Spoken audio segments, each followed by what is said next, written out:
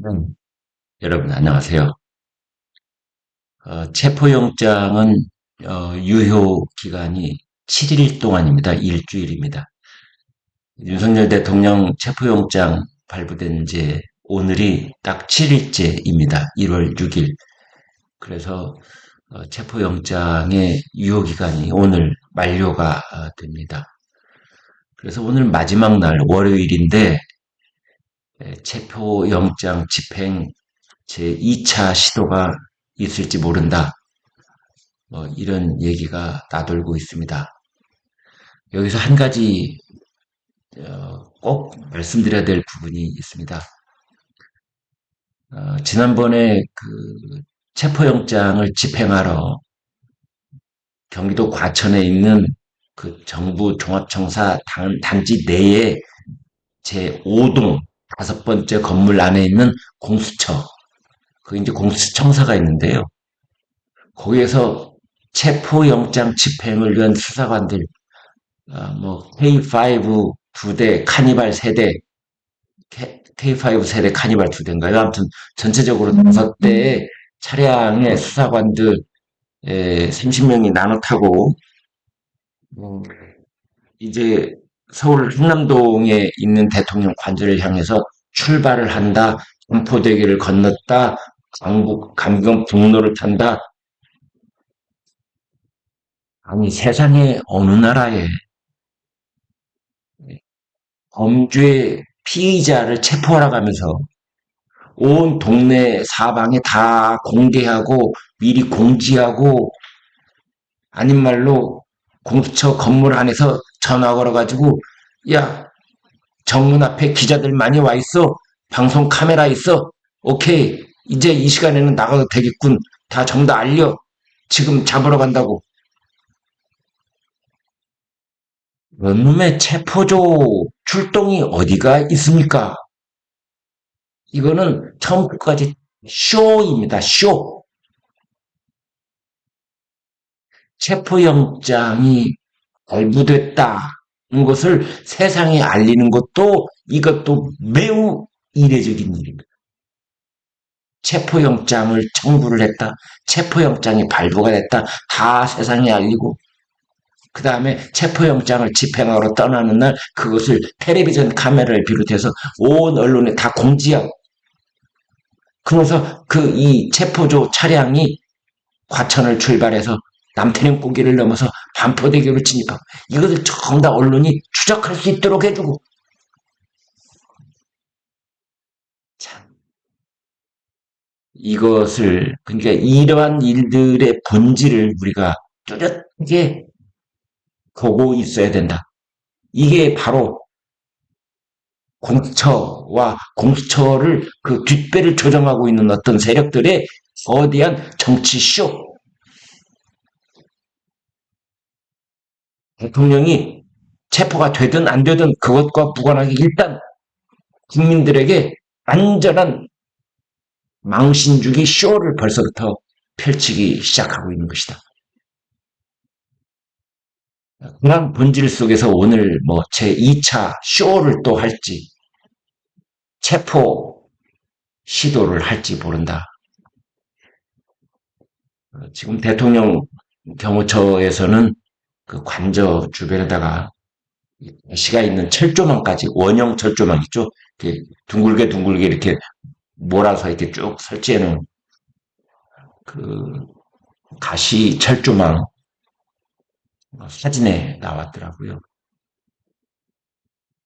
그 다음에 또 하나 논란은 지난 12월 3일 날 그 계엄을 선포했을 때 계엄군 병사들에게 실탄을 지급을 했다. 뭐 5만 발을 지급을 했다. 6만 발을 지급을 했다.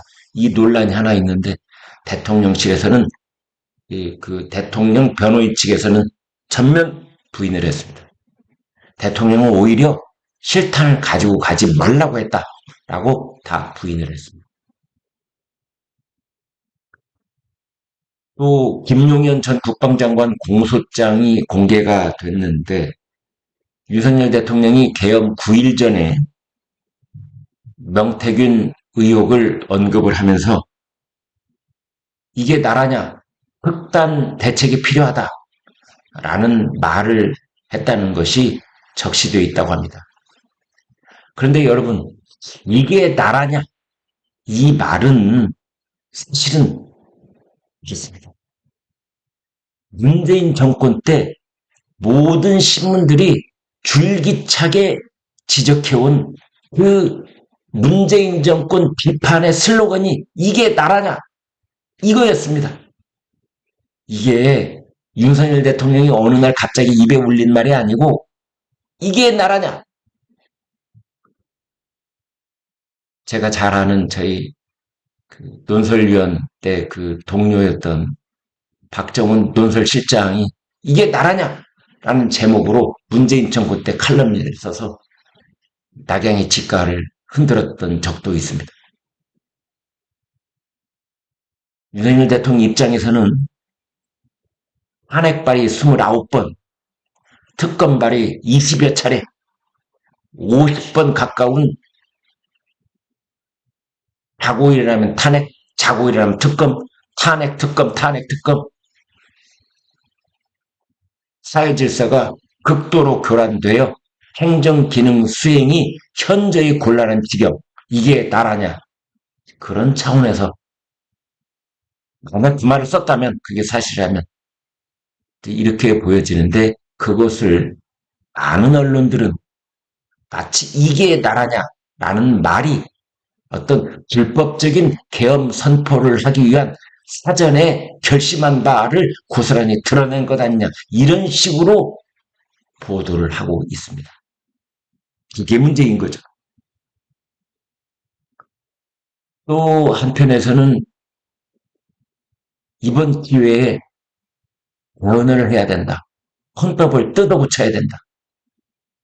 전문가들 의견이 대부분 그렇답니다.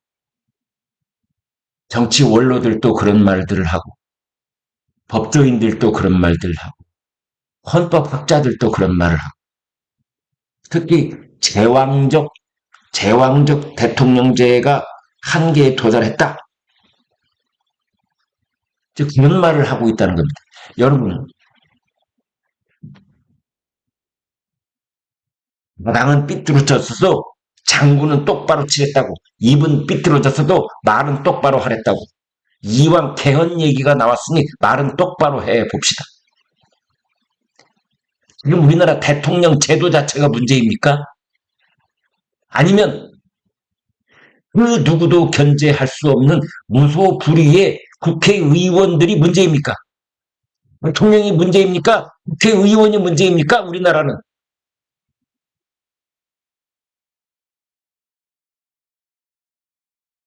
통선거가 치러졌을 때 50% 안팎의 득표율로 마치 95%, 90%가 넘는 그러한 절대적인 독재 권력을 휘두르고 있는 여의도 독재 이 국회의원 제도가 문제입니까? 아니면 47%의 득표를 얻은 국민의힘이 마치 식물정당으로 전락을 하고 정부도 식물정부가 되고 야당이 통역을 차면 아무 일도 할 수 없는 식물 대통령이 돼버리고만은 우리나라 소선구제가 문제입니까?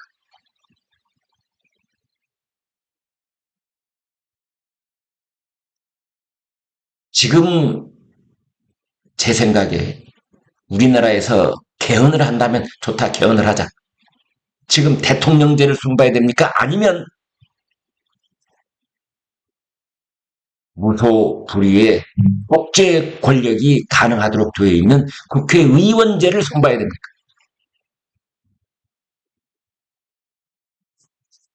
말을 똑바로 합시다. 윤석열 대통령 그 대리인 측이 체포영장에 대한 이의를 신청을 했는데 서울 서부지법이 기각을 했습니다. 이의 신청을 한 이유는 공수처는 내란죄에 대한 수사 권한이 없다. 그래서 공수처 수사는 원천적으로 잘못된 것이다. 두 번째, 서울중앙지법에 체포영장을 신청을 했어야 되는데 서울 서부지법에 신청한 것은 안 알지가 잘못된 것이다. 이게 체포영장에 대한 이의 신청을 윤석열 대통령 대리인 측이 낸 건데 이것을 서울 서부지법이 기각을 했습니다. 저는 이렇게 촌평을 하겠습니다. 체포영장을 발부한 곳도 서울 서부지법인데 체포영장이 잘못됐으니 취소해 주세요. 라는 판단도 서울 서부지법이 하도록 되어 있던 겁니다. 이번에 이 신청은. 이것을 비유를 하자면 생선 가게를 고양이한테 맡긴 것이 잘한 일입니까? 잘못한 일입니까?를 고양이한테 물어보는 겁니다. 고양이한테 생선 가게를 맡겼다는 것이 잘한 일이냐? 이 여부를 판단해 주세요. 이의 신청을 냈는데 이 판단을 누가 내렸느냐? 고양이가 내린 겁니다.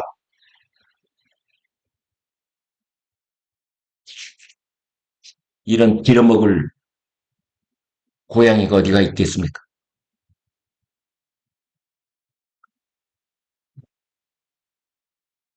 반려묘로 고양이하고 같이 지내시는 분들께 괜한 비유를 해서 죄송합니다.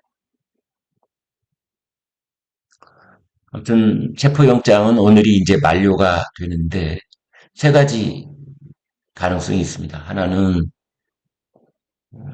체포영장을 공수처가 다시 신청하는 게 하나 있고요.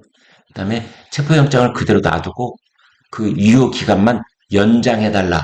연장을 신청하는 방법이 있고 아니면 이제 체포는 안 되겠다. 체포를 포기를 하고 바로 구속영장을 신청하는 방법이 있습니다. 공수처는 최상목 대통령 권한대행에게 체포를 집행할 수 있도록 경호처를 지휘해달라 그랬는데 최상목 대행은 나한테는 그런 권한 없어. 대행한테는 권한 없어. 이렇게 거부를 했습니다.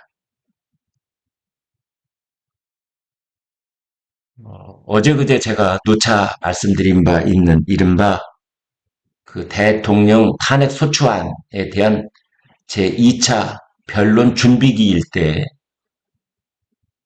그 측 대리인들이 탄핵 소추안 심판 때 내란죄 혐의 부분을 제외하자, 빼달라, 철회하겠다라고 말한 바 있다 말씀드렸는데 여기에 대해서 이제 여당은 국민의힘은 대국민 사기죄다, 사기로 탄핵을 한 것이다.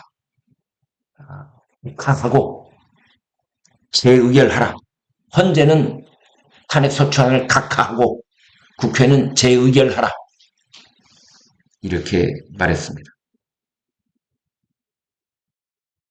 제가 국민의힘 의원들께 말하겠습니다. 그래, 각하하고 재의결하는 건 헌법재판소가 알아서 할 일이고 나중에 국회에서 이제 하든지 말든지 할 일이고 지금 당장 국민의힘 108명은 헌법재판소 앞에서 색발하고 탄식하고 옷을 찢으면서 울부짖으라. 그런 국회의원이 한 명이 없습니다.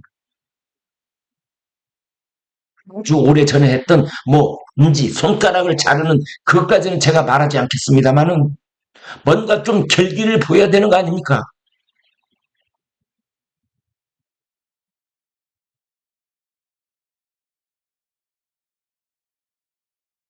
그 대리인단이 말을 붙더라고요. 처음에는 내란죄 혐의를 그거를 헌법재판소에서 심리하는 것을 철회하겠다 이렇게 했는데 지금에 와서는 뭐라고 하느냐? 탄핵 소추안을 수정하지는 않는다. 내란죄를 다투지 않겠다는 의견서를 헌재에 낼 계획이다. 이렇게 말했습니다. 내란죄를 다투지 않겠다? 이게 내란죄를 철회하겠다고 어떻게 다르죠? 똑같은 말 아닌가요? 표현만 약간 바꾸면 국민들이 또 속아 넘어간다? 이렇게 생각하는 겁니까? 똑같은 말입니다. 내란죄 혐의를 헌법재판소 심판정에서 다루지 않겠다. 다투지 않겠다. 이 법률적으로는 뭔가 법리적인 이 누가 옳으냐 그르냐를 따지는 것을 이제 다툰다라는 말을 많이 쓰는데요. 좋은 말이죠. 우리말, 순수한 우리말, 다툰다. 내란죄를 다투지 않겠다. 내란죄를 걷어들이겠다. 빼겠다. 똑같은 말 아닙니까? 그러면서 이제 그 국민의힘 쪽에서는 박근혜 전 대통령 탄핵 때도 탄핵 소추안을 그 변경한 적이 있다. 팩트 체크 해드리겠습니다. 박근혜 전 대통령 탄핵 때 구심 재판관이 강일원 재판관이었습니다. 지금 변호사하고 있습니다. 그때 탄핵소추안 사유를 변경하려고 대통령 측에서 박근혜 대통령 측 대리인단이 시도한 적이 있습니다. 그런데 그것을 강일원 헌법재판관이 받아들이지 않았습니다. 그래서 그 박근혜 전 대통령에 대한 탄핵 심판 그냥 속행 처리가 돼가지고 결국은 90여일 만에 대통령 박근혜를 파면한다 이렇게 주문 결정이 나왔던 겁니다.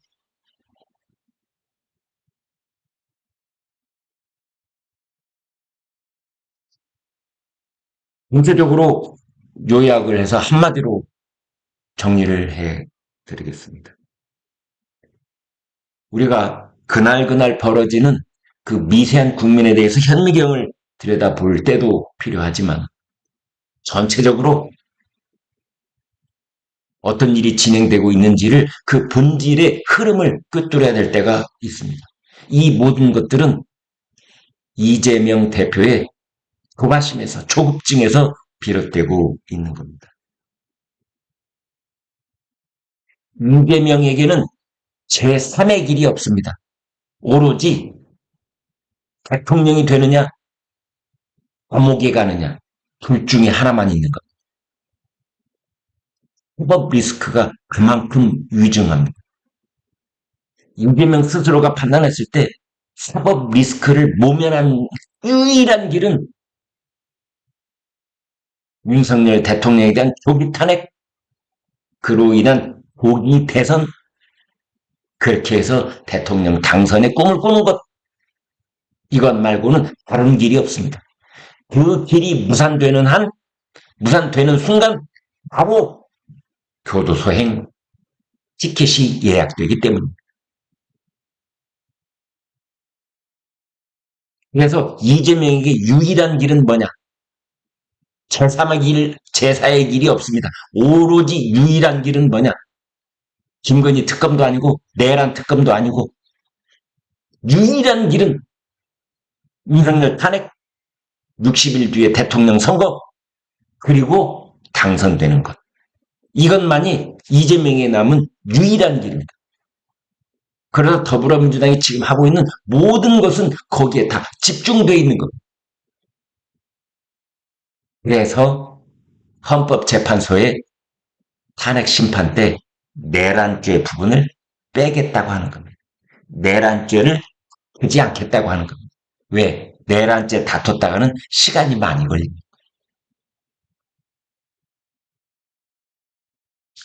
아무튼 이재명 속이 싹바싹 타들어가서 숯검댕이 돼 있을지도 모릅니다.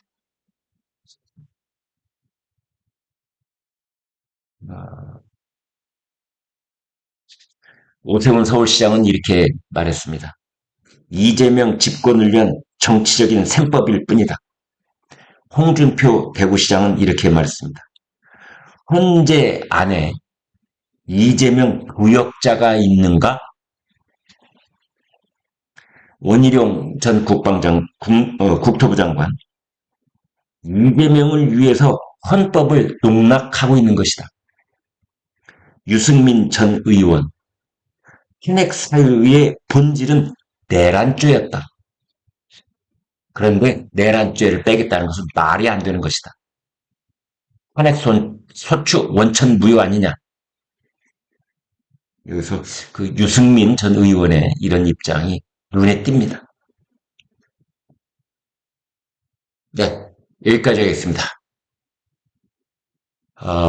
여러분, 이런 사태 속에서 정말 걱정되는 것은 우리나라의 전체적인 국가가 국가로서 존립할 수 있었던 그런 법 체계가 전체적으로 붕괴돼 가는 것 아닌가 하는 그런 걱정입니다.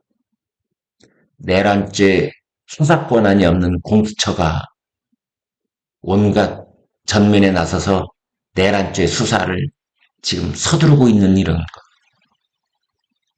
그 다음에 입법권을 침해하고 있는 서울 서부지법의 체포영장 발부. 그 다음에 사법부는 탄핵심판, 내란죄 수사 이런 건 급속도로 서두르면서 이재명의 재판은 세워라 내워라 하고 있는 이런 기울어진 운동장을 그대로 드러내고 있는 우리나라 사법. 윤석열 대통령도 딱한 처지인 것은 마찬가지. 그것을 이유로 해서 수사에 일절 불응하고 있는데 그것을 바라보고 있는 국민들의 안타까운 마음.